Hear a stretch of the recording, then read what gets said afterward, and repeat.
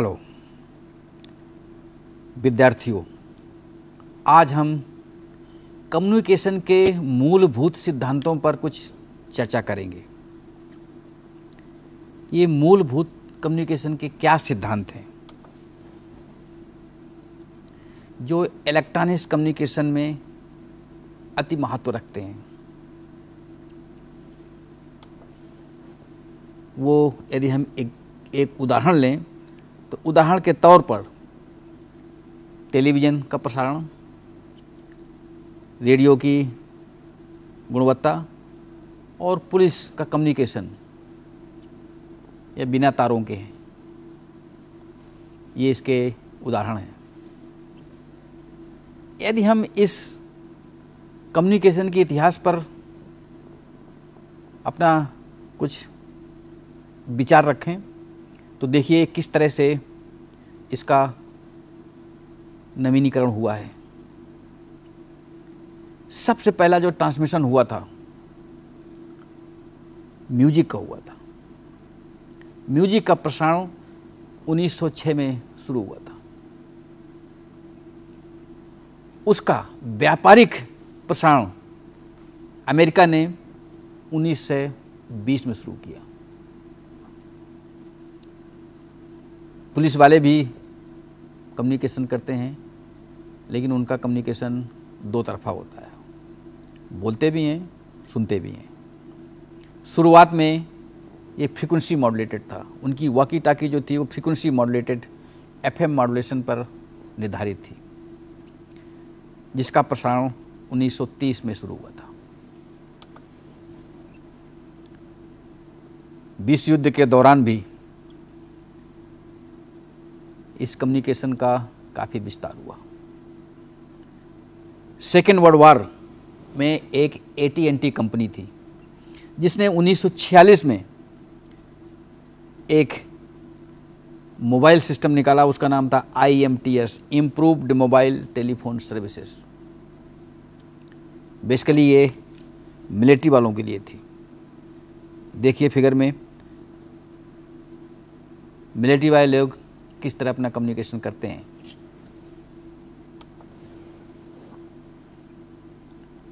एक cardless telephone भी बना जो 2 फ्रीक्वेंसियों पे काम करता है। पहली फ्रीक्वेंसी बैंड है 46 से 49 मेगाहर्ट्ज़ और दूसरी फ्रीक्वेंसी है 900 मेगाहर्ट्ज़ या फिर 2.4 गीगाहर्ट्ज़ की, जो सस्ती दरों के साथ कार्य करते हैं। एक बहुत ही उपयोगी उपकरण जिसका नाम है पेजर। इसका आविष्कार 1962 में हुआ।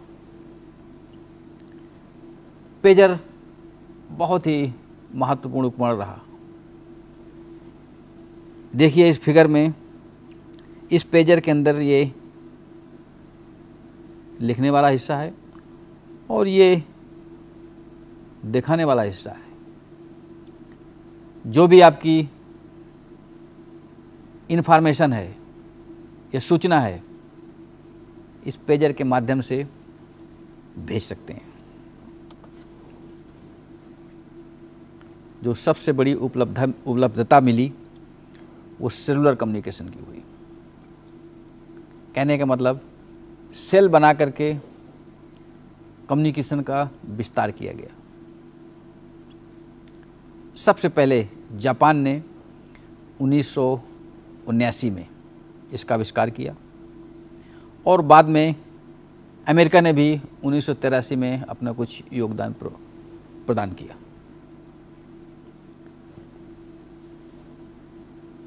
यदि इस चित्र को हम देखें तो इसमें 2 तरह के एंटीना लगे हुए हैं। ये वाले एंटीना तो सेलुलर सिस्टम के हैं, लेकिन नीचे वाले माइक्रोवेव के हैं। कहने का मतलब सेलुलर टावर है, लेकिन दोहरे उद्देश्य से बनाई गई है। सेलुलर कम्युनिकेशन या फिर डाटा या मैसेज भेजने के लिए उसका भी उपयोग किया गया है। जो हमारा सेलुलर कम्युनिकेशन है वो दूसरे नॉर्मल कम्युनिकेशन से भिन्न है, वो ऐसा नहीं है। अंतर क्या है? इस सेलुलर कम्युनिकेशन में कम पावर की ज़रूरत पड़ती है, छोटे वाटेज के ट्रांसमीटर लगाए जाते हैं और वही फ्रीक्वेंसी बार बार फिर से दोहराई जाती है, जो कि नॉर्मल रेडियो ट्रांसमिशन में हजारों मील तक पॉसिबल नहीं है। लेकिन सेलुलर कम्युनिकेशन में हर 5-10 किलोमीटर के बाद वही फ्रीक्वेंसी फिर से मिलेगी। जरा इस फिगर को देखिए।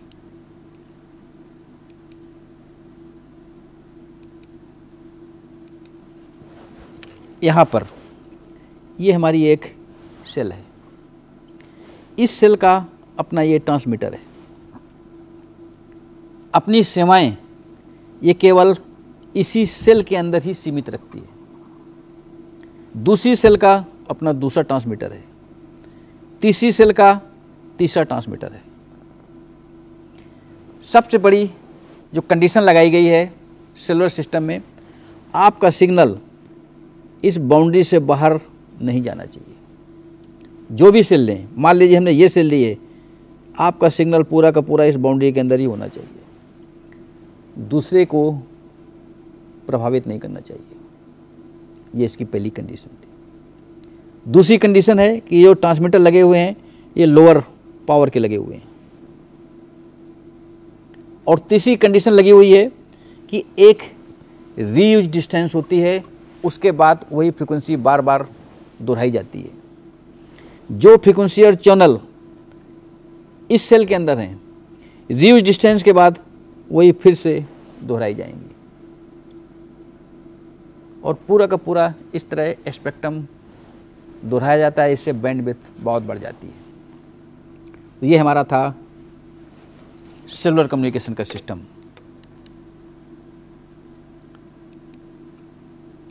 और आगे देखिए जरा,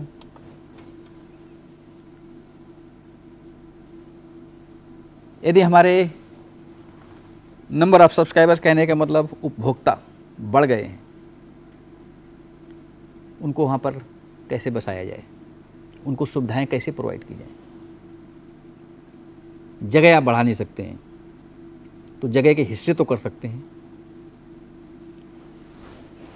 जो पहले सबसे पहले सेल बनाई गई थी, यदि उपभोक्ताओं की संख्या बढ़ गई है तो उस सेल के और छोटे हिस्से कर दिए जाएंगे।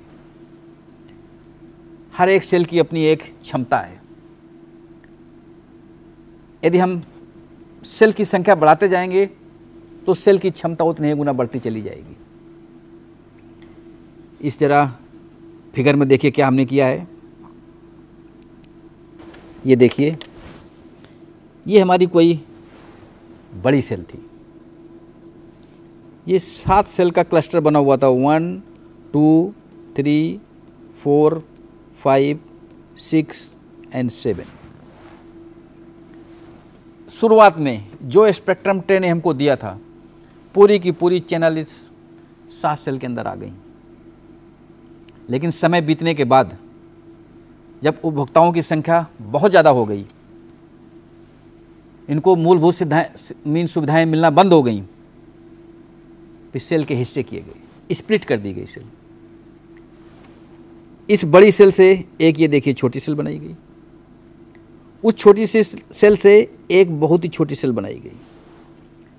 जो भी हो, सेल छोटी हो या बड़ी हो, उपभोक्ताओं की संख्या बराबर होगी। अंतर केवल ये होगा कि उसका ट्रांसमीटर की पावर कम हो जाएगी, एरिया छोटा हो जाएगा, लेकिन उपभोक्ताओं की संख्या उतनी ही रहेगी। ये जो छोटी सेल बनाई गई हैं, ये बड़ी सेल का कोई ना कोई हिस्सा है। ऐसा नहीं है कि आपने अपनी इच्छा से जिस साइज की सेल चाहे उस साइज की सेल बना ली, ऐसा नहीं है। यदि हम इसको ढंग से देखें तो इस बड़ी सेल का ये बीच से मीन्स हाफ हिस्सा लिया गया है, और जो उससे सबसे छोटी सेल बनाई गई है वो उसका आधा है। कहने का मतलब बड़ी सेल का हाफ, उसका हाफ बनाते हुए, आधा आधा करते हुए ये सेल बनाई गई हैं। तो इस तरह इस क्रिया को हम बोलते हैं सेल स्प्लिटिंग। कहने का मतलब सेल के बहुत सारे हिस्से कर दिए गए। दूसरा हमारा कम्युनिकेशन का एक सिस्टम आया है जिसका नाम है PCS, personal communication system. Personal communication system की फ्रीक्वेंसी 1900 मेगाहर्ट्ज़ है, जबकि हमारा जो मोबाइल कम्युनिकेशन का आज का सिद्धांतिक काम GSM में हो रहा है उसकी फ्रीक्वेंसी 900 मेगाहर्ट्ज़ है। यदि PCS की फ्रीक्वेंसी बढ़ गई है तो उसमें डाटा भी बढ़ गया है, ज़्यादा डाटा रेट जा सकता है उससे। हमारे कम्युनिकेशन के मूलभूत सिद्धांतों के कुछ ज़रूरी हिस्से होते हैं। वो ज़रूरी हिस्से कौन कौन से हैं जिसके बिना कम्युनिकेशन काम नहीं करेगा? सबसे पहला है ट्रांसमीटर। बिना ट्रांसमीटर के कोई चीज़ ट्रांसमिट नहीं हो सकती है।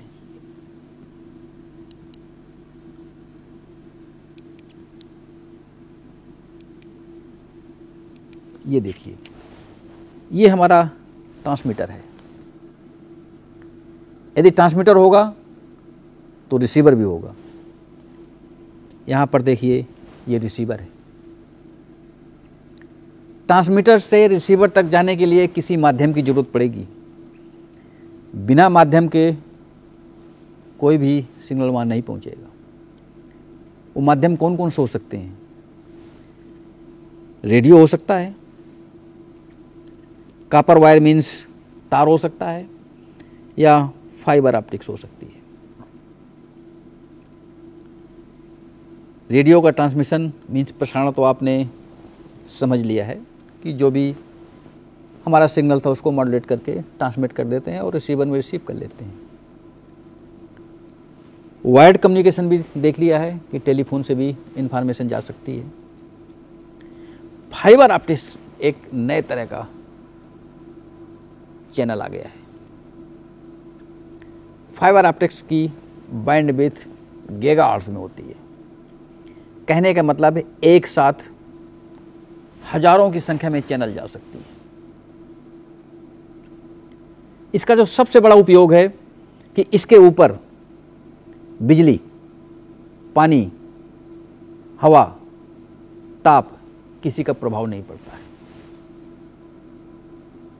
जो तार के द्वारा कम्युनिकेशन जाता है या एयर के थ्रू ट्रांसमिशन मीन्स प्रसारण होता है, जैसे भी आपकी बिजली गरजेगी ट्रांसमिशन डिस्टर्ब होगा। देख लिया रेडियो का ट्रांसमिशन। लेकिन फाइबर केबल के थ्रू जो इन्फॉर्मेशन जा रही है, जो सूचना जा रही है, उस पर कोई अंतर नहीं पड़ता है। तो ये फाइबर केबल की सबसे बड़ी विशेषता है। आजकल जो हायर कम्युनिकेशन आने वाला है,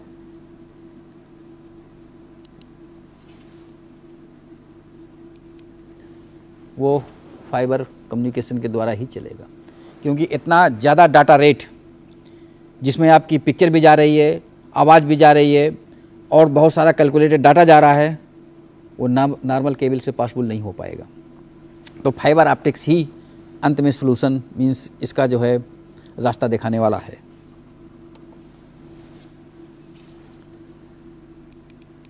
ये देखिए ज़रा, हमारे कुछ कम्युनिकेशन के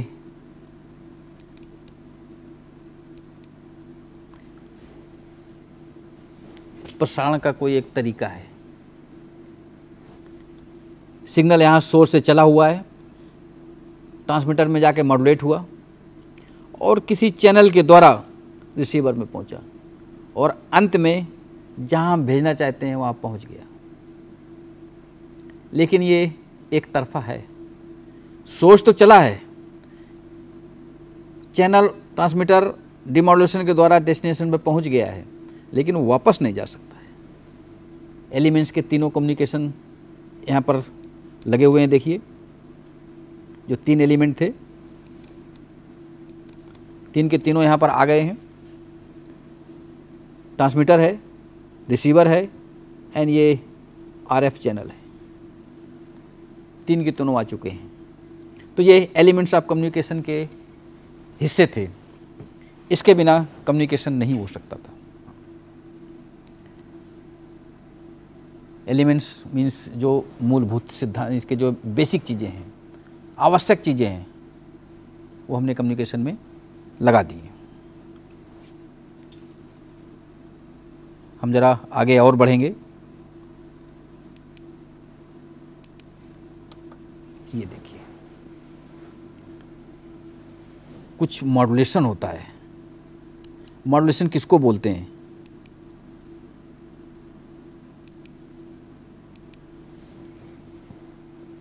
जिसकी फ्रीक्वेंसी कम हो, उसको किसी बड़ी फ्रीक्वेंसी के ऊपर चढ़ा करके भेज दिया जाए, उसको हम बोलते हैं मॉड्यूलेशन। जो ले जाता है उसकी फ्रीक्वेंसी ज़्यादा है, जो इन्फॉर्मेशन हम दे रहे हैं उसकी फ्रीक्वेंसी कम होती है। कहने का मतलब जो हमारी आवाज़ है, इसको हमें कहीं दूर भेजना है तो कोई दूसरी ज़्यादा फ्रीक्वेंसी, जिसको कैरियर बोलते हैं, उसके ऊपर चढ़ा करके और भेज देते हैं। चढ़ाने का प्रोसीजर मीन्स सिद्धांत, ये तो एम्पलीट्यूड हो सकता है या फ्रीक्वेंसी हो सकता है। जब हमारी साउंड मीन्स जो आवाज़ है उस कैरियर की एम्पलीट्यूड को बढ़ाए या घटाएगी तो उसको हम बोलते हैं एम्पलीट्यूड मॉड्यूलेशन। यदि उसकी फ्रीक्वेंसी को घटाएगी या बढ़ाएगी तो उसको हम बोलते हैं फ्रीक्वेंसी मॉड्यूलेशन। ज़रा इस फिगर में देखिए, ये तो हमारी कैरियर है, हायर फ्रीक्वेंसी है। ये हमारी आवाज़ है जिसको हम सिग्नल बोलते हैं। इस आवाज़ को इस कैरियर के ऊपर चढ़ा दिया गया, मीन्स सुपरइम्पोज कर दिया है। यदि उसका एम्पलीट्यूड घटता बढ़ता है तो इसको हम बोलते हैं एम्पलीट्यूड मॉड्यूलेशन। देखिए, जहाँ पर ये पॉजिटिव है वहाँ पर एम्पलीट्यूड बढ़ रहा है, जहाँ ये नेगेटिव है वहाँ एम्पलीट्यूड घट रहा है। और देखिए, ये तो हमने एम्पलीट्यूड की बात की है। यदि इसको हम फ्रीक्वेंसी में बात करें तो देखिए, जहाँ पर फ्रीक्वेंसी ज़्यादा है वहाँ पर कैरियर बढ़ गई है, जहाँ पर ये एम्पलीट्यूड नेगेटिव है वहाँ पर ये कैरियर घट गई है। इधर और देखिए, यहाँ पर ये पॉजिटिव हिस्सा है, ये फ्रीक्वेंसी बढ़ गई है। तो ये फ्रीक्वेंसी का घटना या बढ़ना ये दर्शाता है कि आपकी जो आवाज़ है उसका पॉजिटिव हिस्सा है या नेगेटिव हिस्सा है। उसके अनुसार फ्रीक्वेंसी का बढ़ना या घटना संभव हो पाएगा। ज़रा देखिए, इसके 3 नाम हैं। जो आपकी आवाज़ है जिसको हम सिग्नल बोल रहे थे, उसके 3 नाम हैं। हम इसको इंटेलिजेंस भी बोल सकते हैं, इसका दूसरा नाम है मॉड्यूलेटिंग सिग्नल, और तीसरा नाम है बेस बैंड। कहाँ पर किसको क्या बोलते हैं? जब डिजिटल कम्युनिकेशन की बात करेंगे तो उसको हम बोलते हैं बेस बैंड है। जब हम इलेक्ट्रॉनिक्स कम्युनिकेशन की बात करेंगे तो कहेंगे ये मॉड्यूलेटिंग सिग्नल है। जब हम किसी सीक्रेट चीज़ की बात करेंगे या कोई डाटा भेजेंगे तो कहें इंटेलिजेंस जा रही है, आपको नहीं पता क्या चीज़ है इसके अंदर। तो ये इनके चीज़ एक ही है, नाम अलग अलग दिए गए हैं। सिंप्लेक्स मीन्स सबसे सीधा, कोई जिसमें कोई व्यवधान नहीं है, उसको बोलते हैं सिंप्लेक्स। एलिमेंट्स वही 3 हैं, ट्रांसमीटर है, रिसीवर है, कैरियर है। सोर्स से सिग्नल चलेगा, ट्रांसमीटर में मॉड्यूलेट होगा, कोई अपना RF चैनल या कैरियर लेते हुए रिसीवर में जाएगा, और जब तक वो डिमॉड्यूलेट नहीं होगा हम वास्तविक आवाज़ नहीं निकाल सकते हैं। तो ये एलिमेंट्स ऑफ कम्युनिकेशन है, सिंप्लेक्स हैं। यहाँ से यहाँ जा तो सकते हैं आप, लेकिन सिग्नल वापस नहीं आएगा। ये नहीं है कि आप सोर्स से डेस्टिनेशन तक तो पहुँच गए हैं, लेकिन डेस्टिनेशन से सोर्स में सिग्नल नहीं आएगा। इसको हम बोलते हैं सिंप्लेक्स कम्युनिकेशन। उदाहरण के तौर पर रेडियो एंड टीवी हैं। रेडियो स्टेशन से आपके पास गाने या आवाज़ आती है, दूरदर्शन से पिक्चर आती है, लेकिन आप अपनी आवाज़ या पिक्चर भेजना चाहें दूरदर्शन को तो नहीं भेज पाएंगे। तो ये सिंप्लेक्स कम्युनिकेशन का एक उदाहरण है। हाफ डुप्लेक्स से कोई दूसरी चीज़ आ गई है।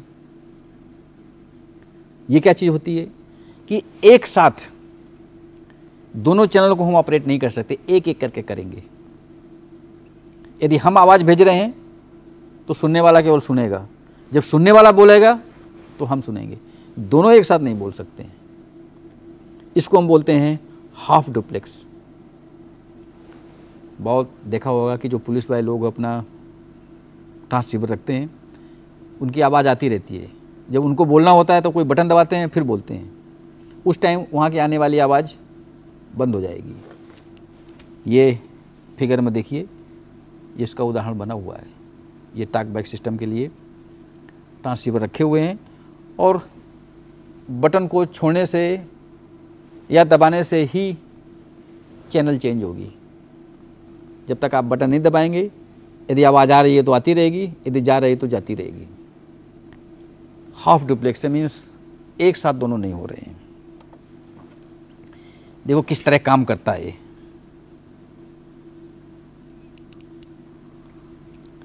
हाफ डुप्लेक्स काम कैसे करेगा? जब ये चैनल है तो ये इसका कनेक्शन इसके साथ लग जाएगा। देखिए, यदि आप इसको ढंग से देखें, जो बीच का स्विच है एक चैनल को एक बार जाने दे रहा है। यहां पर देखिए जरा, ये इसके साथ कनेक्ट हो गया। जब ये चैनल का कंप्लीशन हो जाएगा तो ये देखिए इसके साथ कनेक्ट हो गया। ये बराबर इसके मीन्स स्विच का आना जाना मीन्स रिलीज करना, कॉन्टैक्ट लेना, ये बराबर बदलता रहता है। एट ए टाइम एक ही चैनल काम करेगी, दोनों को अलाउ नहीं है। यदि आप मैसेज भेज रहे हैं तो दूसरा मैसेज रिसीव तो कर रहा है लेकिन भेज नहीं सकता है। यदि वो मैसेज भेज रहा है तो आप बोल नहीं सकते, आप सुन सकते हैं। तो this is called the half duplex. तो कुछ फुल डुप्लेक्स भी होगा जहां दोनों लोग एक साथ बात कर सकें, कोई किसी तरह की कंडीशन नहीं है, चाहे आप बोलें और चाहे सुने, सब एक साथ होगा। इसको बोलते हैं डुप्लेक्स या full duplex communication. Both direction एक साथ सभी बात कर सकते हैं। देखिए, कोई हमारी फुल डुप्लेक्स का कम्युनिकेशन है। इंफॉर्मेशन जाएगी, इंफॉर्मेशन एक साथ आएगी, किसी स्विच की जरूरत नहीं है। देखिए, यहाँ से इंफॉर्मेशन चलेगी, ट्रांसमीटर में गई, मॉडरेटर में गई, डिमॉडुलेट होकर के टर्मिनल इसमें डेस्टिनेशन में गई, यहाँ से आकर के फिर सोर्स में आ गई। कहने का मतलब ये इसका सिलसिला जारी रहेगा। जब आप टेलीफोन पे बात कर रहे हैं, कहीं रुकने की ज़रूरत नहीं है, दोनों चैनल बराबर काम कर रही हैं। एक चैनल ये है और एक चैनल ये है। सूचना आ रही है, सूचना जा रही है, कहीं बीच में कोई बाधा नहीं है, या कहीं आपको रोकना नहीं पड़ता है कि रुकिए हमारी बात सुन लो तो हम आपको बोलने देंगे, ऐसा कुछ नहीं है इसमें। दोनों एक साथ बात कर सकते हैं। तो इसको हम बोलते हैं फुल डुप्लेक्स कम्युनिकेशन।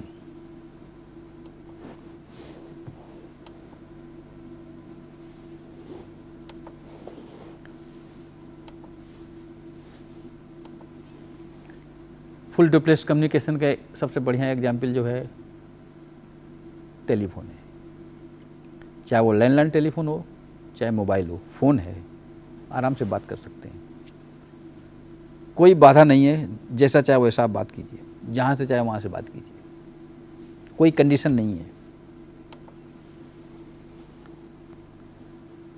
ये तो दो आदमी बात कर रहे थे, जब दो से ज़्यादा बात करनी हो तो कैसे करेंगे? क्या एक दूसरे का फ़ोन खींचेंगे?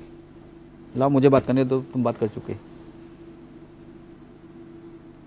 तीन वो खींच लोगे एक दूसरे के, 20 हो तो क्या करोगे? किसका किसका फ़ोन आप पकड़ेंगे? तो कोई दूसरा रास्ता निकाला जाए जिससे एक साथ बहुत सारे लोग बात कर सकें। आवाज़ ही जरूरी नहीं है, कोई डाटा भेजना है, कोई इन्फॉर्मेशन भेजनी है, वो भी भेज सकते हैं। ये भी नहीं है कोई एक किसी सिस्टमेटिक ऑर्डर में हो कि पहले इनके पास जाएगी फिर हमको मिलेगी। देखिए ऐसा भी कोई सिस्टम तैयार हुआ है। ये देखिए ऐसा कोई नेटवर्क है, इस नेटवर्क को ज़रा देखिए ढंग से। कोई किसी से कहीं बात कर सकता है, लेकिन हाँ एक कंडीशन है कि सबकी जितनी सूचना होगी इस हब के थ्रू जाएगी। ये भी रेडियो लिंक का एक हिस्सा है। सब एंटीना भी है, ट्रांसमीटर भी है, सब चीज़ है। ज़्यादातर काम पीसीएस सिस्टम में स्टार नेटवर्क यूज किया जा रहा है। तो आप कहेंगे जीएसएम में क्यों नहीं किया जा रहा है, पीसीएस में ही क्यों किया जा रहा है? ज़्यादा लोग कहने का मतलब ज़्यादा बैंडविड्थ की ज़रूरत है। जितने ही लोगों की संख्या बढ़ती जाएगी ज़्यादा बैंडविड्थ की ज़रूरत पड़ेगी। जीएसएम की फ्रीक्वेंसी 900 मेगाहर्ट्ज़ है, पीसीएस की फ्रीक्वेंसी 1900 मेगाहर्ट्ज़ है, उसकी बैंडविड्थ ज़्यादा है, तो एक साथ बहुत सारे लोग बात कर सकते हैं। जरा इसको देखिए किस ढंग से काम करता है ये। सूचना जो है हब से, जितने भी टर्मिनल्स हैं सब हब से कनेक्टेड हैं। ऐसा कोई ज़रूरी नहीं है कि पहले हब से एक में जाएगा, फिर 2 में जाएगा, फिर 3 में जाएगा, फिर 4 में जाएगा। किसी में कहीं से कहीं जा सकता है। ये कंडीशन ज़रूर है कि इस टर्मिनल से इस टर्मिनल तक सीधी आवाज़ नहीं जा सकती है, या सीधा संबंध नहीं हो सकता है। संबंध करने के लिए पहले हब में ही आना होगा। तो इस तरह के कम्युनिकेशन जो है स्टार नेटवर्क से किए जाते हैं। स्टार नेटवर्क की विशेषता है ये पीसीएस के साथ यूज किया जाता है, क्योंकि उसकी फ्रीक्वेंसी ज़्यादा है तो बैंडविड्थ भी ज़्यादा है। और उपयोग है, कोई कॉन्फ्रेंस करनी है, कोई एक किसी सिटी में बैठा है, कोई किसी सिटी में बैठा है, कहीं बैठा हुआ है, एक साथ अपना बात कर सकते हैं, अपना विचार विमर्श कर सकते हैं। सो ये कम्युनिकेशन का मतलब केवल टेलीफोनी वायर नहीं है। कम्युनिकेशन का मतलब है वीडियो भी जा सकती है, डाटा भी जा सकता है। सो ये स्टार नेटवर्क के लिए सुविधा उपलब्ध कराई गई है। हम जरा आप देखेंगे मॉड्यूलेशन का मतलब आपको कोई सूचना एक स्थान से दूसरे स्थान में भेजनी है तो आप सीधा सिग्नल नहीं भेज पाते हैं, क्योंकि उसकी फ्रीक्वेंसी बहुत ही कम है। यदि फ्रीक्वेंसी किलोहर्ट्ज़ में है तो एंटीना किलोमीटर्स में बनेगा, और किलोमीटर्स में एंटीना बनाना संभव नहीं है। यदि उस फ्रीक्वेंसी को हम किसी तरह बढ़ा दें तो एंटीना छोटा हो जाएगा। इस क्रिया को हम बोलते हैं मॉड्यूलेशन। यदि इस चित्र में देखें तो ये हमारा साइन वेव है। एक तरफ देखिए एम्पलीट्यूड है, और ये देखिए इधर फेज है, और टाइम के अनुसार बहुत सारी इसकी वेव शेप बन रही हैं। इसकी ये तो ग्राफ है, ग्राफिक रिप्रेजेंटेशन है। यदि इसको हम इलेक्ट्रॉनिक रिप्रेजेंटेशन बोलें तो ये देखिए उसकी इक्वेशन होती है। इक्वेशन क्या है? ET = EC sin omega CT + phi। इसमें देखिए कौन चीज़ क्या है। ET मीन्स इंस्टेंटेनियस वोल्टेज, किसी समय किसी भी वक्त वोल्टेज कितना होगा, कितना एम्पलीट्यूड होगा उसका। दूसरा है ओमेगा C, इसको देखिए। कहने का मतलब ओमेगा मीन्स 2πf, ये फ्रीक्वेंसी का कोई पैरामीटर है, कैरियर फ्रीक्वेंसी पर सेकेंड। और third phi means phase angle, आपकी वेव कहाँ से शुरू होगी। ये देखिए तीन के तीनों वेरी किए जा सकते हैं।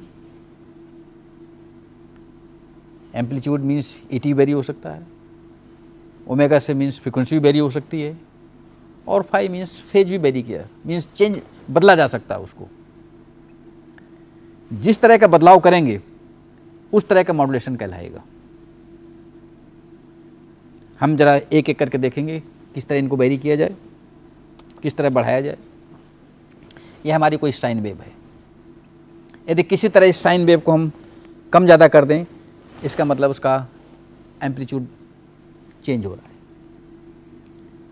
एम्पलीट्यूड घट भी सकता है, एम्पलीट्यूड बढ़ भी सकता है। देखिए ज़रा किस तरह ये घट बढ़ रहा है।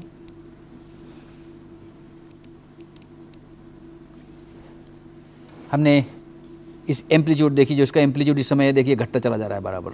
देखिए घट करके इतना कम रह गया। ये बढ़ भी सकता है, देखिए बराबर बढ़ता जा रहा है, इतना बढ़ करके आगे, इतना एम्पलीट्यूड बढ़ गया ये। यदि हम इस एम्पलीट्यूड को घटा या बढ़ा रहे हैं तो इसको हम बोलते हैं एम्पलीट्यूड मॉड्यूलेशन। इस प्रोसेस को, इस क्रिया को हम बोलते हैं एम्पलीट्यूड मॉड्यूलेशन। सबसे पहले जो रेडियो को प्रसारण शुरू किया गया वो एम्पलीट्यूड मॉड्यूलेशन में ही शुरू किया गया। ये फ्रीक्वेंसी मॉड्यूलेशन दूसरी क्या चीज़ होगी, ये बाद में आया है। सबसे पहला जो मॉड्यूलेशन हुआ था वो एम्पलीट्यूड मॉड्यूलेशन ही हुआ था। होता कैसे है, ये हमारा मॉड्यूलेटिंग सिग्नल मीन्स जो आपकी ऑडियो इन्फॉर्मेशन या जो भी है इंटेलिजेंस है, वो ये है। ये हमने कहीं से कैरियर ली है। इस कैरियर की फ्रीक्वेंसी मॉड्यूलेटिंग फ्रीक्वेंसी से कहीं ज़्यादा है। मॉड्यूलेशन के बाद जहाँ पर एम्पलीट्यूड ज़्यादा है वहाँ पर कैरियर बढ़ जाता है। ये देखिए कैरियर यहाँ पर बढ़ा हुआ है। जहाँ पर मॉड्यूलेटिंग सिग्नल का एम्पलीट्यूड कम है वहाँ पर कैरियर घट गई है। तो ये इस तरह का एम्पलीट्यूड मॉड्यूलेशन कहलाता है। वही साइन वेव है। जो हमने एम्पलीट्यूड वेरी किया था तो एम्पलीट्यूड कम ज़्यादा हो रहा था। जब हम इसकी फ्रीक्वेंसी वेरी करेंगे तो क्या होगा, इसकी वेवलेंथ कम ज़्यादा होगी। वेवलेंथ ही तो डिसाइड करती है कि कितनी फ्रीक्वेंसी है। v equal to F lambda. Propagation speed जो है v है, लेमडा वेवलेंथ है और एफ फ्रीक्वेंसी है। देखिए जरा किस तरह होगा।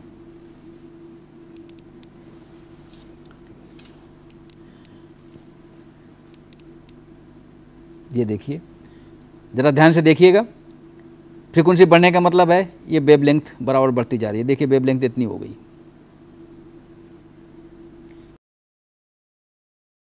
वेवलेंथ कम होती जा रही है। ये देखिए, कहने का मतलब फ्रीक्वेंसी बढ़ गई।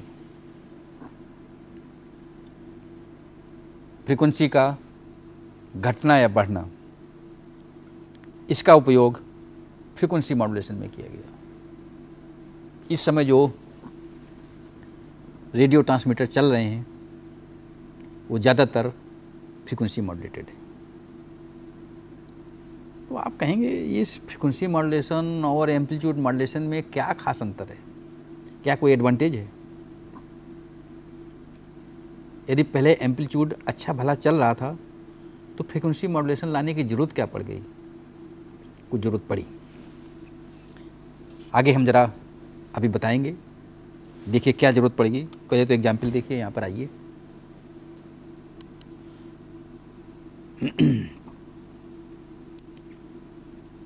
ये देखिए, ये हमारी कैरियर वेव है जिसकी फ्रीक्वेंसी ज़्यादा है। ये हमारी ऑडियो सिग्नल है जिसकी फ्रीक्वेंसी कम है। एम्पलीट्यूड मॉड्यूलेशन कहने का मतलब एम्पलीट्यूड ये चेंज हो रहा है, इसका नेगेटिव है, एम्पलीट्यूड घट रहा है। यदि फ्रीक्वेंसी मॉड्यूलेशन देखें तो जहाँ पर फ्रीक्वेंसी मॉड्यूलेशन है कैरियर की फ्रीक्वेंसी बढ़ रही है, जहाँ पर ये नेगेटिव है कैरियर की फ्रीक्वेंसी कम हो रही है। ये तो आप देख चुके हैं। हम चाहते हैं कि इसका उपयोग फ्रीक्वेंसी मॉड्यूलेशन को क्यों प्रेफर किया गया। जरा देखिए, जो नॉइज होती है वो कहाँ पर होती है? जो मैन मेड नॉइज होती है, आप कहीं ड्रिलिंग मशीन चलाएंगे, कहीं स्पार्किंग करेंगे, कहीं सोल्डिंग करेंगे, तो कहाँ पर आती है? वो एनवलप पर आती है, सरफेस पे आती है। यदि हम इस AM मॉड्यूलेशन को लें और उस पर जो नॉइज आएगी तो किनारों पे आएगी, यहाँ पर आएगी ना, सरफेस पे आएगी। हम निकाल कैसे सकते हैं इसको? या तो इसको हम यहाँ से काटें इसको निकालने के लिए, ये एक रास्ता है, स्लाइसिंग कर सकते हैं, और तो कोई रास्ता नहीं निकालने के लिए नॉइज, क्योंकि वो नॉइज की जो फ्रीक्वेंसी है वो मॉड्यूलेटेड फ्रीक्वेंसी का हिस्सा है, आप उसको निकाल नहीं पाएंगे। फ्रीक्वेंसी मॉड्यूलेशन देखिए, जो डिस्टर्बेंसेस हैं वो देखिए बाउंड्री पे आएंगे, ये बाउंड्री पे, क्या इनको निकाला जा सकता है? देखिए ज़रा, हम इसको यहाँ से यदि इतना काट करके निकाल दें, वो हिस्सा निकल गया, बीच का फिर FM मॉड्यूलेटेड सिग्नल रह गया। कहने का मतलब man made disturbances and noises FM के केस में आसानी से निकाले जा सकते हैं। इसलिए FM साउंड AM साउंड के तुलना में ज़्यादा अच्छी होती है, बैंडविड्थ भी ज़्यादा होती है। कुछ आइडिया है आपको कि AM की बैंडविड्थ कितनी रेडियो स्टेशन में होती है और FM की बैंडविड्थ कितनी होती है? कुछ है, ज्ञान है? इनफाइनाइट होती है, लेकिन रेडियो स्टेशन में कितनी रखी गई है? देखिए, रेडियो स्टेशन में जो FM की बैंडविड्थ दी गई है वो ±15 किलोहर्ट्ज़ दी गई है। कहने का मतलब पूरा का पूरा आपकी जो 20 से 20 किलोहर्ट्ज़ तक का ऑडियो बैंड है पास किया जा सकता है। AM में कितनी दी गई थी? केवल 5 किलोहर्ट्ज़। तो चाहे आप अपनी आवाज़ निकाल लें या किसी इंस्ट्रूमेंट की आवाज़ निकाल लें, सभी बराबर नहीं जाएंगी। जो आदमी या ह्यूमन बीइंग की आवाज़ होती है वो लगभग 4 किलोहर्ट्ज़ होती है, वो तो बहुत अच्छी जाएगी। जो तबले की आवाज़ है, लोअर फ्रिक्वेंसी है, 100 साइकिल है, 50 साइकिल है, हॉर्स है, वो तो जाएगी नहीं उसमें, क्योंकि आपने उसको तो रिस्ट्रिक्ट कर दिया 5 किलोहर्ट्ज़ तक। तो इसलिए FM की आवाज़ ज़्यादा अच्छी होती है। फेज मॉड्यूलेशन, अभी तक हमने AM FM की बात की, फेज की ज़रा बात करें। फेज क्या चीज़ होता है? जो हमारा साइकिल होता है वो 0 से 360 डिग्री तक एक पूरा साइकिल कंप्लीट होता है, और उसी को हम एक साइकिल भी बोलते हैं, वेव शेप। यदि ये वेव शेप यहाँ से स्टार्ट होकर के यहाँ एक वेव पूरी कंप्लीट हुई तो यहाँ करके 360 डिग्री पे एक साइकिल कंप्लीट हो गया है। यदि हम फेज की बात करेंगे तो ये नहीं बताया कि वेव कहाँ से शुरू होगी। अभी तो इस समय देखिए 0 से शुरू हो रही है। यदि हम कहीं इसके अलावा कहीं दूसरी जगह से शुरू कर दें तो हम बोलेंगे इतना इसमें फेज है। वो फेज डिले भी हो सकता है, फेज एडवांस भी हो सकता है। कहने का मतलब कहाँ से वेव शुरू हुई है। देखो हम करके दिखाते हैं इसको, देखिए किस तरह इसका फेज चेंज हो रहा है।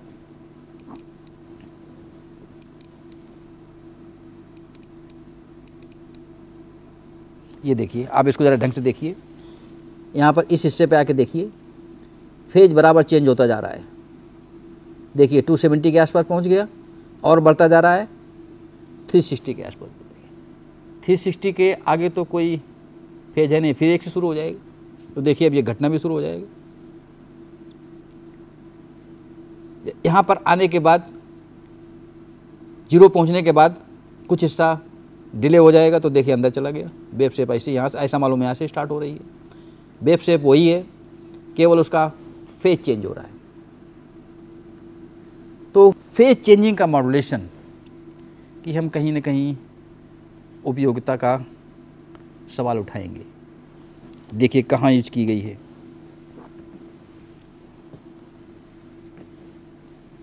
ये जो आपका इन्फॉर्मेशन दिखाई दे रही है, ये बेस सिग्नल है। बेस सिग्नल का मतलब है इन टर्म्स ऑफ डिजिटल 0 और 1 में है। ये हमारी कैरियर है।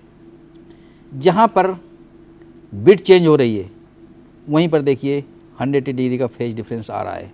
हम और आपको करके दिखाते हैं, देखिए ज़रा, देखिए किस तरह चेंज होगी। यहाँ पर से बिट चेंज हो रही है, ये देखिए यहाँ पर चेंज हो गए, दूसरी बिट यहाँ चेंज हो रही है, यहाँ पर देखिए चेंज हो रही है।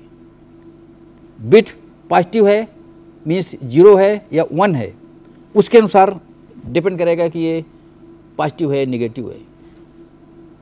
यहाँ पर नेगेटिव है, यहाँ पर पॉजिटिव है, तो देखिए फेंच इस जगह चेंज हो रहा है। ये हमारे फेज कम्युनिकेशन के उदाहरण हैं।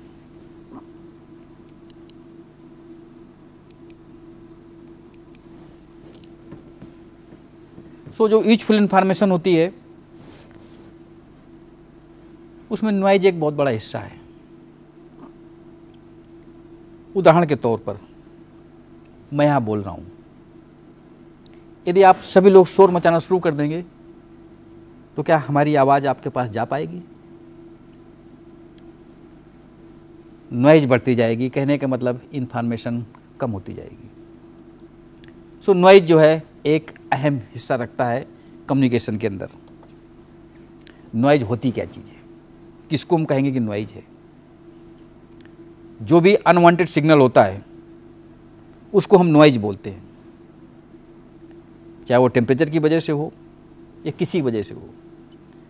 कहने का मतलब नॉइज जो है बैंडविड्थ पर प्रभाव डालती है।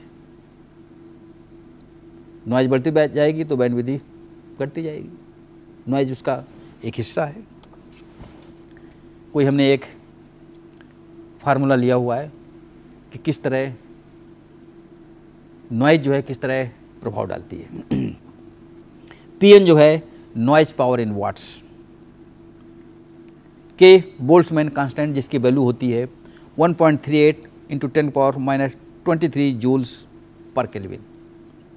T temperature in kelvin not in centigrade. यदि सेंटीग्रेड में होगा तो उसको केल्विन में कन्वर्ट करना पड़ेगा। Noise power bandwidth in hertz, जो बैंडविड्थ है वो हर्ट्ज में की गई है। सेंटीग्रेड से केल्विन में कन्वर्ट करने के लिए उसमें 273 डिग्री और जोड़ना पड़ेगा तो वो केल्विन में बन जाएगा। एक हम आपको सॉल्व करने के लिए एग्जाम्पल देते हैं, देखिए कैसे इसको निकालेंगे। एग्जाम्पल क्या है, ये resistant at a temperature of 25 degree centigrade is connected across the input of an amplifier with a bandwidth of 50 kilohertz. How much noise does the resistor supply to the input of the amplifier? तो आपको noise calculate करनी है। यदि यहाँ देखें T दिया हुआ है, बी भी दिया हुआ है 50 किलोहर्ट्ज, बाकी आपको नॉइज कैलकुलेट करनी है। देखिए जरा, टेम्परेचर जो है 25 डिग्री सेंटीग्रेड दिया हुआ है तो इसको केल्विन में कन्वर्ट करना पड़ेगा। ज़रा इस चीज़ को अपने फार्मूले में लगाइए। सबसे तो पहले आपने सेंटीग्रेड को केल्विन में कन्वर्ट कर लिया। ये देखिए यहाँ पर जो टेम्परेचर 25 डिग्री सेंटीग्रेड था उसको हमने केल्विन में कर दिया गया। 298 के मीन्स 1000 नहीं है, केल्विन है। इस फार्मूले में लगाइए ज़रा। के की वैल्यू थी 1.38 into 10⁻23। T value means temperature जो हमने सेंटीग्रेड से उठाकर केल्विन में कर दिया है 29 मीन्स 298 हो गया। और B means bandwidth 50 kilowatt means 50 into 10⁻3। Calculation के बाद आया 2.06 इंटू 10⁻16 वाट्स। -16 मीन्स बहुत ही छोटी संख्या, बहुत ही कम पावर है। सिग्नल टू नॉइज रेशियो, यदि नॉइज हमारे कम्युनिकेशन को इफेक्ट करती है तो सिग्नल टू नॉइज रेशियो भी इफेक्ट करेगा। हर एक चाहता है कि सिग्नल टू नॉइज रेशियो अच्छा हो, तो उसके दो रास्ते हो सकते हैं। सिग्नल टू नॉइज रेशियो के हिस्सा बढ़ाने के लिए या तो हम एस बढ़ा दें, सिग्नल बढ़ा दें, या फिर नॉइज को घटा दें, तो overall means signal to noise ratio जो है बढ़ जाएगा। कहाँ पर किसका प्रभाव पड़ेगा ये ज़रा देखिए। यदि हम सिग्नल बढ़ाने की कोशिश करेंगे तो हमको एम्पलीफायर बढ़ाना पड़ेगा। एम्पलीफायर बढ़ाना पड़ेगा तो ज़्यादा पावर लगानी पड़ेगी, मेन बैटरी का कंजम्पशन बढ़ जाएगा।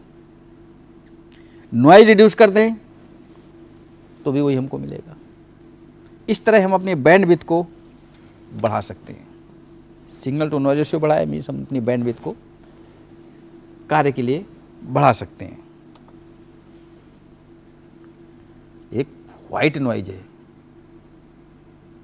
वाइट तो हमने चाक देखी थी, पेपर देखे थे, ये नॉइज वाइट हमने कभी नहीं देखी थी। ये वाइट नॉइज क्या चीज़ होती है? ऐसी नॉइज जो सभी फ्रीक्वेंसीज पे अपना प्रभाव डाले उसको हम वाइट नॉइज बोलते हैं। इसमें सभी फ्रीक्वेंसीज वाइट नॉइज के अंदर अफेक्टेड होती हैं, इसलिए इसका नाम रखा गया है white noise. Radio frequency spectrum मतलब जो हम कम्युनिकेशन में अपना फ्रीक्वेंसी यूज करते हैं उसके कितने रेंज हो सकती है, कितनी बड़ी हो सकती है। देखिए क्या क्या हो सकते हैं। सभी इलेक्ट्रोमैग्नेटिक वेव्स हैं, इलेक्ट्रिक एंड मैग्नेटिक दोनों फील्ड उसके अंदर होती है। एक इंफ्रारेड लाइट होती है, विजिबल लाइट जो आप इस समय हमें देख रहे हैं विजिबल लाइट से, अल्ट्रावायलेट लाइट जो कुछ कीड़े देख पाते हैं हम लोग नहीं देख सकते हैं, और गामा रेज जिनकी फ्रीक्वेंसी बहुत ज़्यादा होती है। इनकी फ्रीक्वेंसी की यदि हम रेंज देखें तो कम्युनिकेशन में यूज की जाती है फ्रीक्वेंसी वो केवल 100 किलोहर्ट्ज़ से लेकर के 50 गीगाहर्ट्ज़ तक यूज की जाती है। बाकी जो फ्रीक्वेंसीज हैं वो किसी और कार्य के लिए है। कम्युनिकेशन में जो हम यूज करेंगे वो 100 किलोहर्ट्ज़ से लेकर के 50 गीगाहर्ट्ज़ के बीच ही यूज करेंगे। इसका हमने कोई नाम रखा है, कुछ कैटेगरी बनाई हुई है, ज़रा इसको देखिए ढंग से।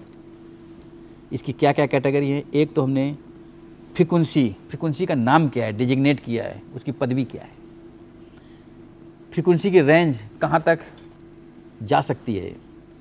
यदि फ्रीक्वेंसी है तो उसकी वेवलेंथ भी होगी, और उसका वेवलेंथ के टर्म्स में क्या नाम दिया गया है। ये तो फ्रीक्वेंसी के टर्म में उसको उपाधि दी गई है, वेवलेंथ के हिसाब से क्या उसका पदवी दी गई है।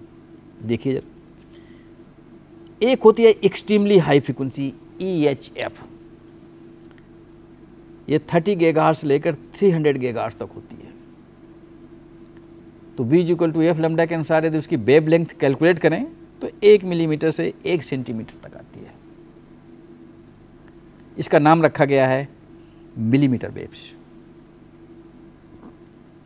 दूसरी फ्रीक्वेंसी है सुपर हाई फ्रीक्वेंसी SHF, इसका रेंज होता है 30 मेगाहर्ट्ज़ से 30 गीगाहर्ट्ज़ तक। जो वेवलेंथ है 1 सेंटीमीटर से 10 सेंटीमीटर तक होता है ये, और इसका नाम रखा गया है माइक्रोवेव। यदि हम माइक्रोवेव की बात करते हैं, कहते हैं माइक्रोवेव से सिग्नल जाना है, कहने का मतलब है लिमिटेड है कि 30 मेगाहर्ट्ज़ से 30 गीगाहर्ट्ज़ के बीच है।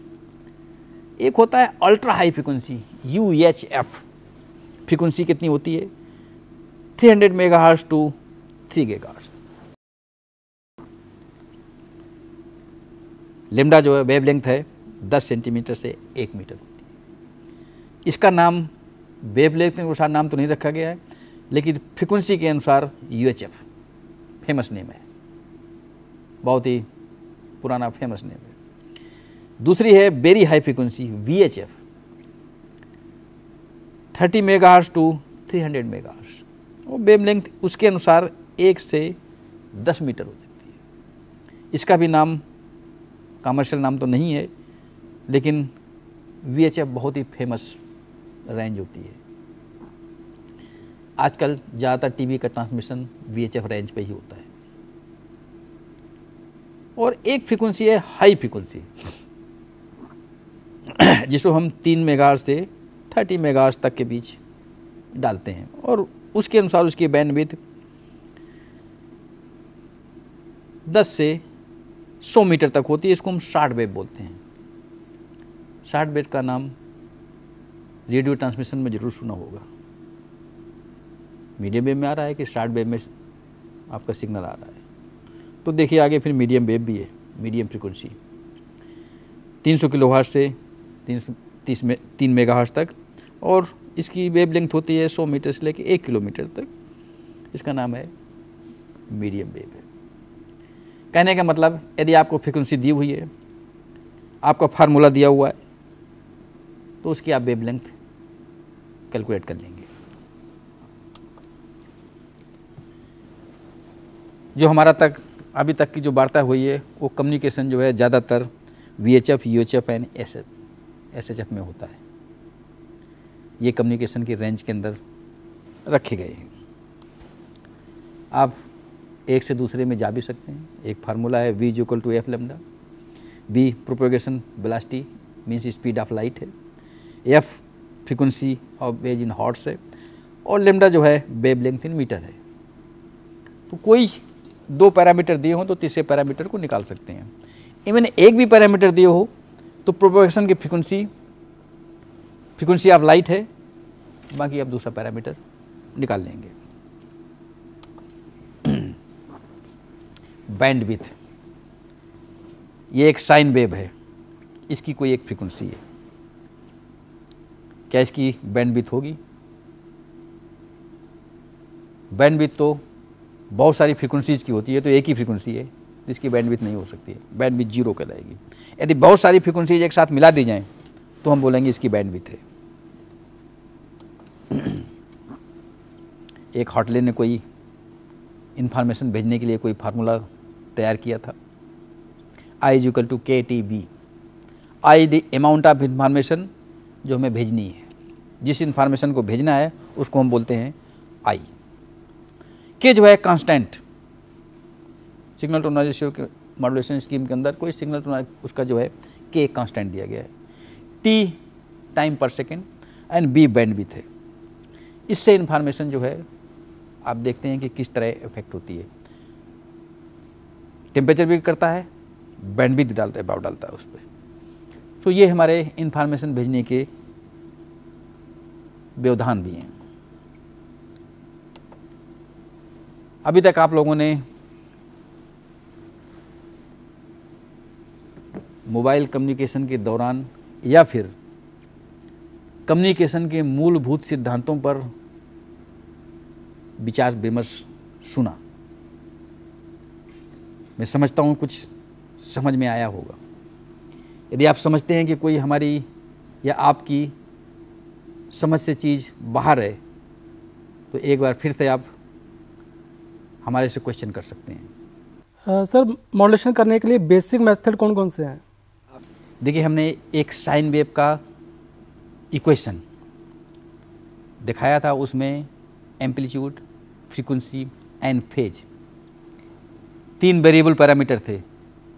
तो 3 तरह की ही मॉड्यूलेशन हो सकते हैं, AM, FM एंड PM। ये हमारे बेसिक मॉड्यूलेशन के प्रोसीजर हैं। और किसी का कोई क्वेश्चन? सर, जब कोई सिग्नल ट्रांसमिट होता है उसमें नॉइज़ आ जाती है, तो वो नॉइज़ का बैंडविड्थ पे क्या असर होता है?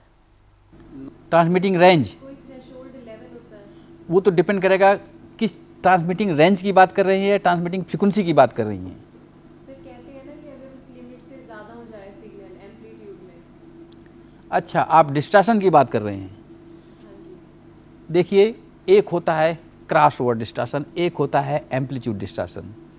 यदि लिमिट से बाहर जाएगा तो एम्पलीट्यूड जो है डिस्टार्ट हो जाएगा। कहने का मतलब फटी सी आवाज़ आने लगेगी, तो उसको बोलते हैं हम एम्पलीट्यूड डिस्टॉर्शन। लिमिट्स क्रॉस नहीं जाना चाहिए, वो डिस्टॉर्शन लेवल के अंदर आ जाता है। और किसी का कोई? सर, थर्मल नॉइज को वाइट नॉइज क्यों कहते हैं?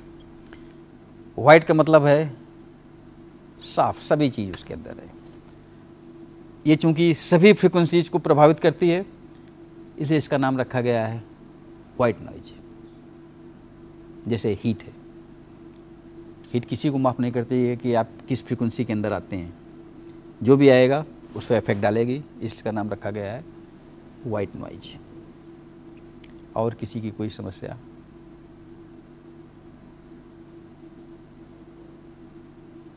तो आपने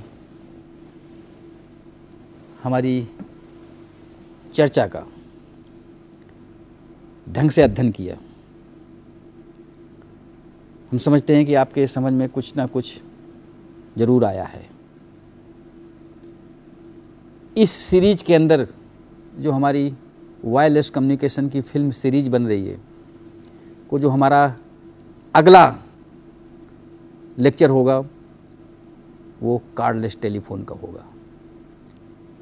तब तक के लिए हम आपको धन्यवाद के साथ विदा करते हैं।